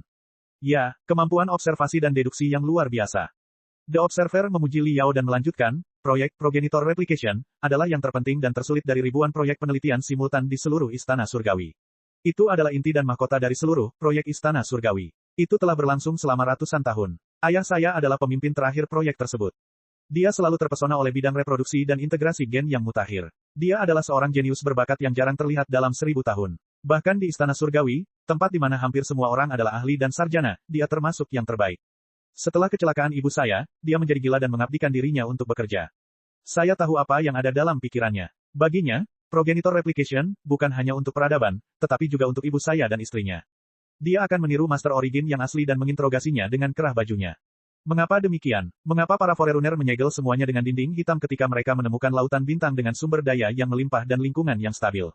Mengapa Sang Pencipta menciptakan segala sesuatu dengan gennya sendiri dan bahkan peradaban yang tak terhitung jumlahnya, hanya untuk memusnahkannya berkali-kali? Mengapa penguasa langit purba meninggalkan harta yang begitu melimpah dan pengetahuan yang maju untuk peradaban anak cucunya, hanya untuk membuat teka-teki aneh tanpa jawaban yang benar, seolah-olah itu adalah lelucon kejam yang memberi harapan bagi sebuah peradaban dan kemudian mengambilnya, mendorong peradaban itu ke jurang keputusasaan. Yang lebih penting, saya tahu bahwa ayah saya sedang berusaha mencari cara untuk merawat ibu saya dari pemilik tubuh aslinya. Ayah saya menolak untuk percaya bahwa ibu saya benar-benar telah meninggal. Ia sangat yakin bahwa ibu saya masih hidup dalam bentuk yang luar biasa dari kehidupan besi hitam, yang metabolismenya miliaran kali lebih lambat. Ia akan mengatasi semua rintangan dan mengatasi semua rintangan untuk membangunkan istrinya. Awalnya, saya tidak mengerti mengapa ayah saya begitu gila. Saya pikir dia hampir mengalami gangguan mental dan harus mengambil tindakan khusus untuk menekan area emosional di otaknya. Kalau tidak, dia mungkin mengalami gangguan mental seperti banyak paman dan bibi lainnya. Dia mungkin berteriak-teriak dan melambaikan tangannya, berubah menjadi orang gila. Namun, tekad ayah saya luar biasa kuat. Betapapun sedih dan histerisnya ia menangis sambil bersandar pada patung besi hitam milik ibunya di tengah malam, ia akan selalu kembali normal keesokan paginya. Ia akan kembali ke laboratorium dengan mata merah dan fokus pada penelitiannya. Tidak ada satupun data yang salah. Di bawah pengaruh ayah saya perlahan mulai meragukan apakah ibu saya sudah meninggal atau belum. Meskipun ia tidak memiliki detak jantung, napas, atau metabolisme, dan sel-sel di sekujur tubuhnya telah bermutasi menjadi zat yang tidak diketahui, apakah jiwanya masih tersimpan dalam zat misterius itu, menunggu untuk dipersatukan kembali dengan keluarganya suatu hari nanti. Saya teringat pada peneliti yang jatuh ke celah angkasa dan tidak muncul kembali sampai 100 tahun kemudian. Mungkinkah jiwa ibuku telah jatuh ke dalam celah yang tidak ada dan berjuang serta meraba-raba dalam labirin kehampaan? Selama dia dan kita tidak menyerah, kita akan menemukan jalan keluar suatu hari nanti. Karena itu, seperti ayahku, aku menjadi sedikit gila. Saya tidak sabar untuk menemukan progenitor, untuk mengetahui apa yang terjadi dan bertanya apakah ada cara untuk menyelamatkan ibu saya. Saat itu, setelah ratusan tahun percobaan, kami telah menggandakan sekumpulan makhluk cerdas berbasis karbon dengan 100% gen purba, yaitu manusia seperti Anda. Namun, manusia-manusia itu hanyalah tumpukan dan kumpulan gen purba yang sederhana. Semuanya palsu. Atau lebih tepatnya, mereka masih berhibernasi karena misteri gen belum terungkap. Tidak peduli bagaimana mereka dipelajari dan dihipnotis, mereka tidak dapat memberitahu kita apapun tentang misteri purba miliaran tahun yang lalu. Tentu saja, manusia-manusia itu bukanlah target yang saya cari. Untungnya, tepat pada saat ini, ayah saya membuat terobosan besar dalam penelitiannya. Ia memang telah menghasilkan embrio progenitor yang sangat istimewa. Bab 3079 Awal Perang Saudara. Liao memikirkan sesuatu dan berseru, itulah kaisar tertinggi. Memang benar saya belum pernah melihat janin sehebat ini sebelumnya. Ia memiliki kesadaran diri yang kuat sebelum ia lahir dan bahkan dapat berkomunikasi dengan saya dengan memanipulasi gelombang otak orang lain. The Observer menjelaskan, awalnya, saya hanya mencoba mencari cara untuk membangunkan ibu saya melalui itu. Namun seiring komunikasi semakin mendalam, saya terpesona oleh kepingan memori purba yang dilepaskannya. Saya bahkan menganggapnya sebagai orang yang hidup dan berteman dengannya dengan tulus. Anda mengatakan bahwa ia masih mengingat saya, sahabatnya sejak masa embrio, setelah ia lahir di dalam dia. Saya terharu sekaligus tersentuh saat memikirkannya. Jadi begitu, Liao menarik napas panjang lega. Sang pengamat telah menghubungkan titik-titiknya, tetapi dia masih bingung. Jika proyek replikasi sang pemrakarsa begitu penting dan kaisar tertinggi telah membuat kemajuan yang signifikan, mengapa proyek itu tiba-tiba dihentikan? Apakah benar-benar seperti yang dispekulasikan kaisar tertinggi? Anda terpaksa membatalkannya karena Anda khawatir tidak dapat mengendalikan kemampuan yang diungkapkannya. Tidak, setidaknya bukan alasan utamanya. Sang pengamat menggelengkan kepalanya dan berkata, kita memiliki pemahaman yang mendalam tentang ketangguhan para pelopor.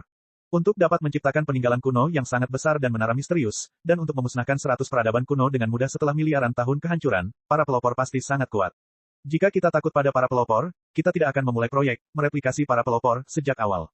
Alasan kami menghentikan proyek replikasi leluhur, dan bahkan menutup seluruh peninggalan purba, mengisolasi istana surgawi dari dunia luar, terutama karena penyebaran teknologi terlarang dan perang saudara. Oh, Liao bertanya, apa maksudmu dengan kebocoran? Bukankah teknologi di istana surgawi dibagikan dengan dunia luar? Ya dan tidak, sang pengamat menjelaskan, ketika istana surgawi didirikan, semua pakar, cendekiawan, dan peneliti bersumpah bahwa semua teknologi dan misteri di dalam peninggalan purba itu milik semua spesies peradaban Pangu. Tidak ada spesies atau siapapun yang dapat mengklaimnya sebagai milik mereka. Selama 2000 tahun berikutnya, kami menepati sumpah kami dan menyebarkan sebagian besar teknologi tanpa syarat apapun. Namun, seperti yang Anda ketahui, banyak teknologi militer berbahaya yang tersembunyi di dalam peninggalan purba, termasuk metode untuk membuat senjata pemusnah massal atau virus mematikan. Jika menyebar, peradaban kita akan hancur. Para ahli top di Istana Surgawi sangat menyadari bahaya teknologi tersebut. Karena seluruh alam semesta Pangu berada dalam fase relatif damai, apakah perlu mengembangkan senjata genetik yang dapat membunuh seluruh galaksi makhluk cerdas secara instan? Oleh karena itu, banyak teknologi dalam hal ini telah disegel oleh para ahli top Istana Surgawi. Mereka tidak mempelajarinya secara mendalam, dan tentu saja, mereka tidak menyebar ke dunia luar. Namun, para politisi, tentara, dan perencana di dunia luar mempunyai ide yang berbeda. Dengan dalih menolak banjir yang datang, mereka terus-menerus memaksa para ahli di Istana Surgawi untuk mengeluarkan teknologi militer yang lebih canggih dan lebih merusak. Setelah mereka ditolak oleh para ahli di Istana Surgawi, mereka bahkan melakukan segala cara untuk menyusup ke Istana Surgawi. Mereka menyuap beberapa ahli dan mencuri banyak teknologi untuk dipelajari di luar. Situasinya semakin memburuk. Pada saat yang paling kritis, mereka bahkan mencuri banyak rahasia tentang Legiun Pasang Banjir dan melakukan ribuan penelitian berbahaya di dunia luar, membuat teknologi terlarang itu benar-benar kehilangan kendali. Perlu dicatat bahwa alasan mengapa penelitian tentang kapal antariksa dan tawanan, Tidal-Tide Legion, dilakukan di Istana Surgawi adalah karena tempat itu terisolasi dari seluruh dunia. Bahkan jika Flottide Legion membanggakan bahaya dan penularan yang tidak kita ketahui, kerugiannya dapat diminimalkan. Namun, pendekatan mereka yang tergesa-gesa menyebabkan sebagian kekuatan, Tidal-Tide Legion, menyebar. Bahkan mungkin saja klan Pangu dan klan Nuwa di dunia luar akan rusak menjadi Flottide Legion yang baru. Siapa yang tahu apakah faktor-faktor tersebut terlibat dalam perang saudara yang pecah kemudian? Hal yang paling tidak dapat ditoleransi oleh kuil abadi adalah mata-mata dan pencurian mereka terhadap proyek progenitor. Orang-orang Istana Surgawi sangat jelas tentang kekuatan yang terkandung dalam leluhur.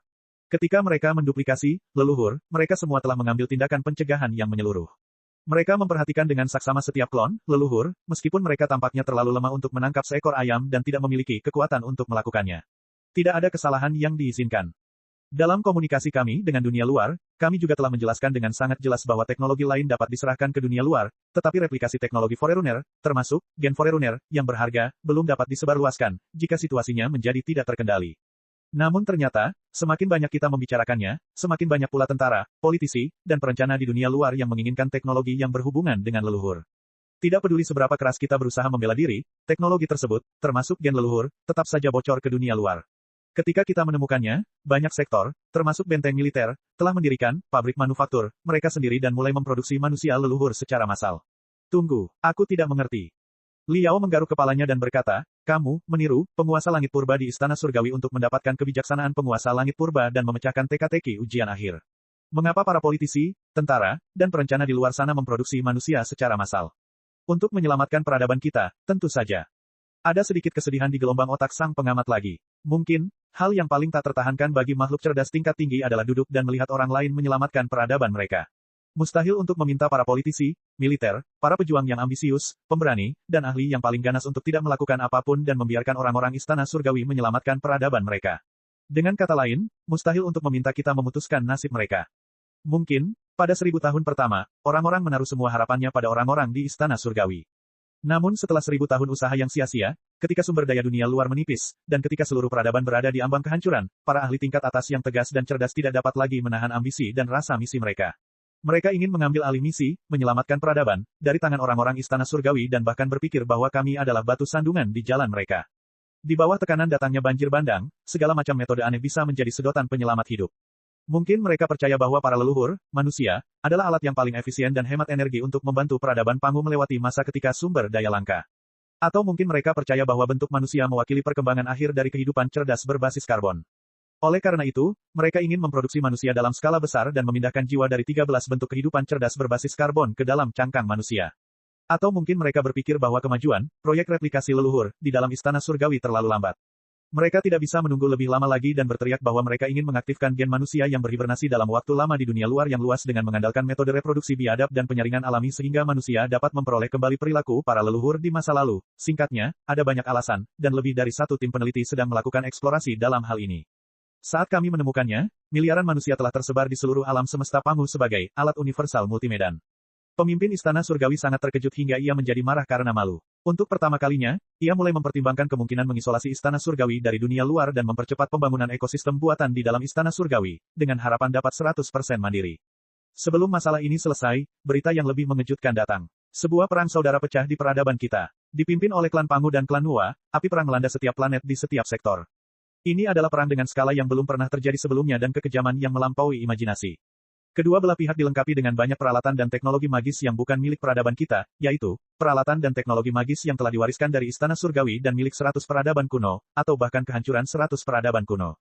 Para politisi di luar sana, para tentara, dan orang-orang yang ambisius, setelah mereka mendapatkan teknologi dan melakukan beberapa eksperimen yang tidak dapat diandalkan, terburu-buru untuk merakitnya dalam skala besar. Mereka bahkan tidak mempertimbangkan konsekuensi dari penyalahgunaan teknologi yang merusak itu. Saat kami menemukannya, lautan bintang di luar sudah berlubang dan terbakar. Dengan kekuatan para cendekiawan, yang bahkan tidak memiliki kekuatan untuk mengikat seekor ayam, mustahil bagi kami untuk menghentikannya. Selain itu, kedua belah pihak dalam perang saudara telah dengan sangat keras mengeluarkan ancaman kepada kami, menuntut Istana Abadi untuk tunduk kepada pihak mereka, untuk setia kepada ideologi mereka, dan untuk memberi mereka aliran teknologi militer baru yang stabil untuk membantu mereka memenangkan perang saudara.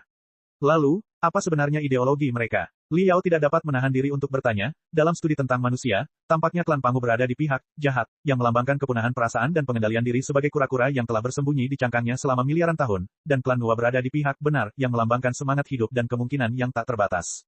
Benarkah itu? Keadilan dan kejahatan hanyalah hal yang bertolak belakang. Dihadapkan dengan alam semesta yang luas dan tidak diketahui, siapa yang tahu jalan apa yang dapat kita pilih untuk menyelamatkan peradaban kita? Adalah. The Observer menjelaskan, ada banyak ideologi dan konflik yang saling bertentangan antara kedua belah pihak dalam perang saudara. Yang paling erat kaitannya dengan Istana Surgawi adalah bahwa pimpinan klan Pangu percaya bahwa penelitian di Istana Surgawi terlalu berbahaya dan tidak dapat dilakukan, terutama, ujian terakhir. Mereka bertekad untuk menyegel sektor asal surga jika seorang petualang pemberani dan nekat menghancurkan seluruh peradaban. Di sisi lain, para pemimpin klan Nuwa percaya bahwa ujian akhir tidak dapat dihindari. Hanya dengan mewarisi kekuatan penuh para pelopor, kita dapat keluar dari alam semesta Pangu dan menemukan harapan baru. Mereka berpikir bahwa kemajuan kita terlalu lambat dan ingin mereka membentuk tim peneliti baru dan mengambil bagian dalam ujian akhir. Bab 3080 menerobos dengan kekuatan. Liao berada dalam dilema. Memang benar apa yang dikatakan oleh Observer, batas antara baik dan jahat sudah kabur. Dia mengira klan Pangu adalah perwujudan kejahatan dan kedinginan murni, tetapi sekarang tampaknya alasan terjadinya perang saudara tidak sepenuhnya tidak masuk akal. Hal-hal aneh dan mengerikan seperti relik purba, menara jalan surga, dan ujian akhir dapat menghancurkan peradaban dan memulai kembali alam semesta jika mereka tidak berhati-hati. Selain relik purba, peradaban yang telah dihancurkan bahkan tidak dapat meninggalkan jejak. Itu adalah cara yang paling memalukan untuk mati. Siapapun yang diminta untuk menjalankan ujian yang menyedihkan seperti itu harus mempertimbangkan semuanya dengan cermat dan hati-hati. Ratusan contoh korban ada di depan mata mereka. Peluang peradaban Pangu untuk lulus ujian kurang dari 1%.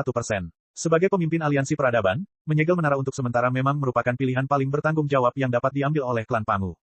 Tampaknya Liao ragu-ragu apakah akan membentuk pasukan penjelajah sendiri untuk menjelajahi peninggalan kuno. Kalau mereka benar-benar datang ke tempat ini dan menemukan mayat peradaban, otak mereka pun pasti sangat tenang, dan mereka tidak akan berani bertindak gegabah. Dari perspektif ini, pilihan Liao dan pilihan klan Pangu sebenarnya sama. Di sisi lain, Lu Qingchen adalah orang gila yang tidak takut pada apapun dan siapapun. Bahkan jika dia tahu bahwa kegagalan ujian akan mengakibatkan kehancuran peradaban manusia, dia pasti akan bersemangat untuk mencobanya. Dalam hal ini, Lu Qingchen berada di pihak klan Nuwa. Pertanyaannya adalah, antara klan Pangu dan klan Nuwa, antara Liao dan Lu Qingchen, siapa di antara mereka yang telah membuat pilihan yang tepat untuk mendorong roda sejarah maju dan menyelamatkan peradaban mereka? Mereka tidak tahu. Mereka benar-benar tidak tahu. Dihadapkan dengan lautan bintang yang luas dan tidak diketahui, satu-satunya hal yang mereka tahu adalah bahwa mereka sama sekali tidak tahu apa-apa. Liao menghela napas dan mendengarkan sang pengamat. Kisah berikut ini sangat sederhana. Orang-orang Istana Surgawi tahu bahwa perang saudara telah pecah di dunia luar, dan ideologi kedua belah pihak dalam perang saudara itu adalah sesuatu yang tidak dapat mereka sepakati. Para sarjana yang rela mengorbankan puluhan generasi hidup mereka untuk menyelamatkan rekan senegaranya dan peradaban mereka bahkan lebih enggan untuk menyediakan senjata pemusnah untuk membantu orang-orang ambisius itu membantai rakyatnya sendiri.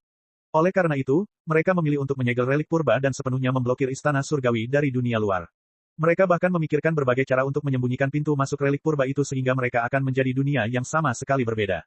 Selama beberapa waktu, metode mereka memang efektif. Tidak peduli seberapa panasnya perang saudara di luar sana, tidak peduli berapa banyak sektor yang terbakar abis dan berapa banyak ahli yang tewas, badai kehancuran tidak pernah mencapai Istana Surgawi. Sayang sekali dia tidak dapat menyembunyikan dirinya selamanya. Sudah lama sekali sejak peradaban Pangu menemukan relik purba. Dengan teknologi navigasi ruang angkasa yang canggih, pola dan lintasan masuknya relik dapat dipetakan dengan tepat. Seiring dengan semakin intensnya perang saudara, kemampuan kedua belah pihak pun menurun drastis. Saat mereka hampir binasa bersama, pentingnya Istana Surgawi menjadi semakin jelas. Pada titik ini, dapat dipastikan bahwa siapapun yang menguasai Istana Surgawi akan memenangkan perang saudara dan menjadi penguasa baru peradaban Pangu. Mereka akan menjalankan ideologi mereka sampai akhir. Di sisi lain, jika kedua belah pihak dalam perang saudara menderita kerugian besar, sangat mungkin orang-orang Istana Surgawi akan bergegas keluar dari relik purba dengan teknologi dan peralatan ajaib mereka yang menakjubkan, membersihkan kekacauan, dan menguasai peradaban Pangu. Itu benar-benar tidak dapat ditoleransi oleh kedua belah pihak dalam perang saudara. Oleh karena itu, tembok tinggi di pinggiran peninggalan purba, yang telah disegel selama hampir 100 tahun, akhirnya hancur oleh perang saudara. Mereka mengarahkan serangan terakhir mereka ke Istana Surgawi hampir pada saat yang sama dan tidak siap. Pada titik perang saudara ini, para politikus dan ahli strategi militer yang bijak, bijaksana, dan penuh pertimbangan semuanya telah musnah. Sisa-sisa rasionalitas dan toleransi di kedua belah pihak telah padam dalam api yang membara. Para komandan dari dua sisa itu telah menjadi orang gila yang paling ekstrim. Ular pengamat bulan berkata, orang-orang gila dan tidak waras memang eksentrik. Mereka telah menggabungkan beberapa jenis senjata genetik yang bocor dari peninggalan purba dan mengambil sebagian gen yang tidak aktif di dalam tubuh leluhur, sehingga menciptakan beberapa senjata biokimia yang kuat dengan efek samping yang serius. Di satu sisi, mereka ingin menggunakan senjata biokimia pada diri mereka sendiri sehingga mereka juga akan memiliki kekuatan leluhur mereka.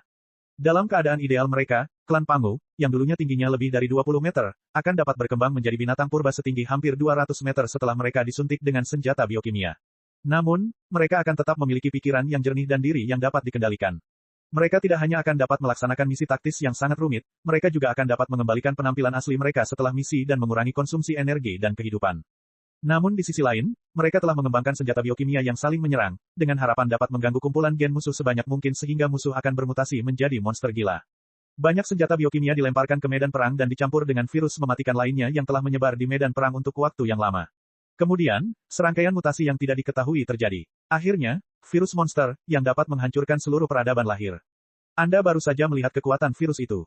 Virus itu dapat mengubah manusia prasejarah biasa menjadi binatang prasejarah yang mengerikan. Dalam kebanyakan kasus, rasionalitas dan kebijaksanaan di otaknya akan musnah, dan naluri untuk membunuh dan menghancurkan akan diperkuat. Hanya beberapa ahli dengan gen khusus atau kultivasi tinggi yang cukup beruntung untuk bertahan hidup dari korosi virus monster. Perlu dicatat bahwa peradaban Pangu pada saat itu sudah diambang kematian. Sebagian besar orang bersembunyi di tempat perlindungan bawah tanah atau kapal antariksa, hidup dalam ketakutan sepanjang hari. Di lingkungan tertutup seperti tempat perlindungan dan kapal antariksa, virus dapat menyebar dengan sangat cepat. Selama salah satu warga sipil terinfeksi dan bermutasi menjadi binatang prasejarah yang mengerikan, tidak seorang pun di seluruh tempat perlindungan atau kapal antariksa akan selamat. Pada akhirnya, peradaban Pangu di dunia luar dihancurkan oleh virus monster yang kita ciptakan sendiri. Dan ketika pelaku yang menyebabkan semua ini menyadari bahwa mereka telah menyebabkan bencana besar, mereka mencengkeram Istana Surgawi, sedotan penyelamat hidup ini, lebih erat lagi.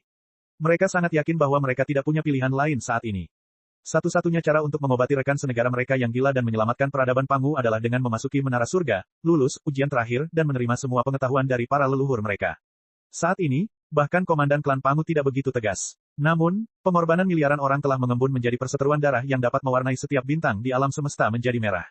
Itu tidak akan hilang begitu saja. Karena itu, kedua belah pihak dalam perang saudara mengirim pasukan terakhir, terbaik, dan tergila mereka untuk menyerang Istana Surgawi. Di antara mereka, Komandan Tim Serbu Pangu bernama Maut, dan Komandan Tim Serbu Nuwa bernama Teratai Naga.